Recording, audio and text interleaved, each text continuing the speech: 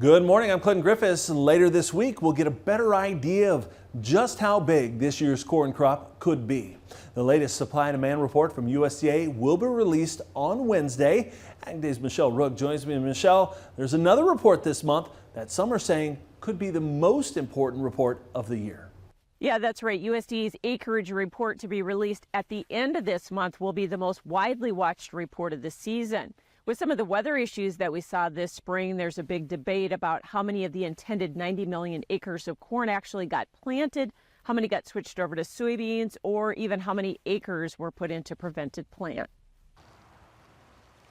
USDA's crop progress report has been giving the market the sense the crop is in good condition and the corn would get planted. Corn acreage estimates for USDA's acreage report on June 28th range from 87 to 93 million acres, which is a wide spread. Even with 180 bushel per acre yield, that's a 1 billion bushel production difference. I don't think it's on either one of those. I think that's too extreme in both scenarios.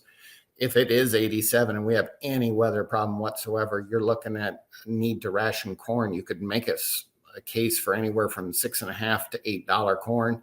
If it comes in at 93 million, I think you can make a case that could be anywhere from $3.50 to $4 with normal precipitation. Monday was the last planting date for corn in the southern half of the Corn Belt for insurance, and May 31st was the cutoff for the majority of areas north of that line. However, Sheaf doesn't expect many unplanted acres for financial reasons.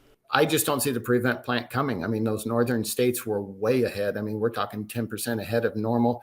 The producers I've been talking to across most of those areas all got their crop planted. He's not looking for many acres of corn to be switched to beans either, at least where fertilizer was applied. I don't see the acre switch happening. I think that the most important thing to remember about that March report was there weren't enough acres compared to past history of what we actually get planted. So there is room to improve overall on both corn and beans. And he predicts corn yields in the June WASDE will remain at 181 bushels, as USDA rarely makes adjustments this early. They've only changed it twice since 2013. I certainly hope they don't change it, only because I don't see the reason with as good a crop yields as we got going. We got a lot of that crop planted on time. Yes, there is some replant in pockets, but that's not generally a very wide problem. Are trendline yields still possible on corn? Sheaf says even with some areas not getting planted in the optimal window, with less drought areas, it will be more likely. I'm Michelle Rook reporting for Ag Day.